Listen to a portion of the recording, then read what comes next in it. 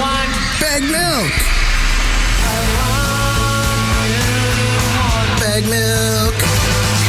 Baggedmilk. Oh, I smell Baggedmilk. And I'm hungry like Baggedmilk. How you doing, my friend? There's no better way to start a Wednesday, really. I agree.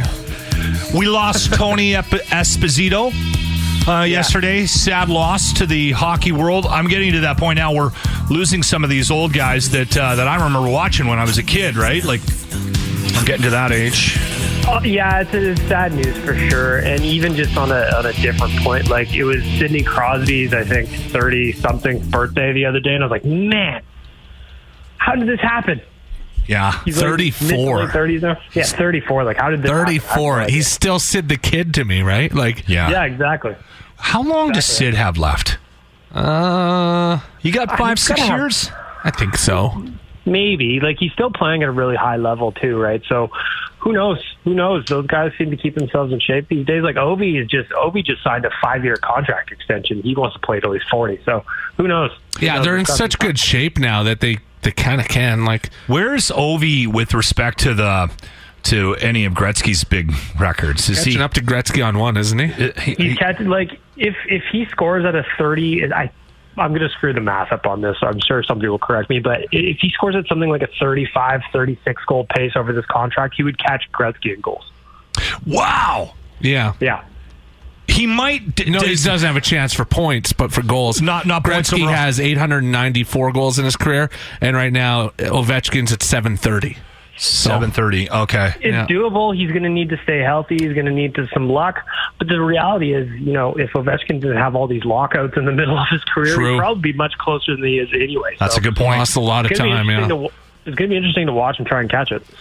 I've noticed, and maybe this is just me from the hockey, the limited hockey that I watched outside of the North Division last year, like highlights and whatnot. It looked like OV has lost a step more so than Crosby, and obviously they get compared to each other quite often, but I still saw Crosby highlights that I was like, holy crap, whereas OV is, I don't know, he's clearly not the same player, but comparatively speaking to Crosby, is he slowing down a bit? I don't know. It's hard. It's really hard to say, right? Because, like, I'm with you. I didn't watch much hockey outside of the North Division last year. And looking at his stats, he still had 24 goals in 45 games last year. So wow. The guy still fills the net.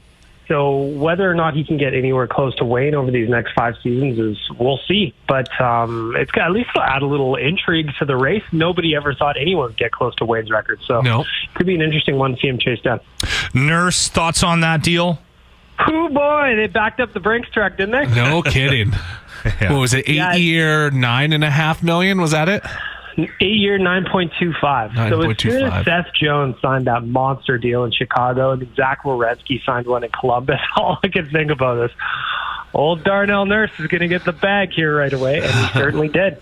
And it's one of those things where the market got a little bit crazy, and he took advantage of it and capitalized on it. And the interesting thing about it is I wasn't as upset as a lot of Oilers fans were about the contract. I did see some anger. I saw some anger for it, right? Well, the summer of rage has been here for months now. So That's a good point. It's always the summer of rage. Cherry on top. So the interesting thing is going to be to see how he responds, because with that big ticket comes big pressure, and he's got it in him.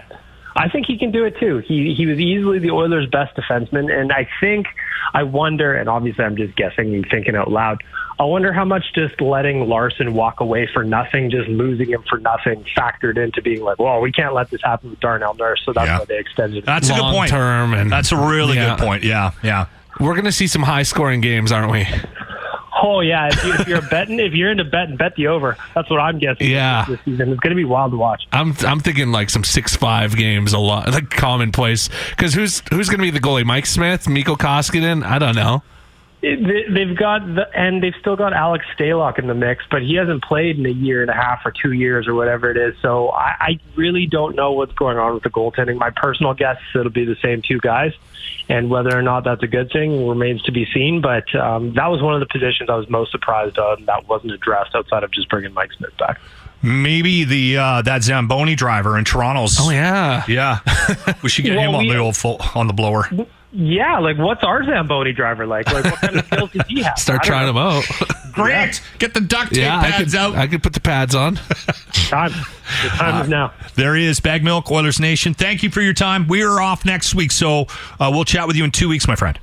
Thanks, boys. Enjoy the vacation.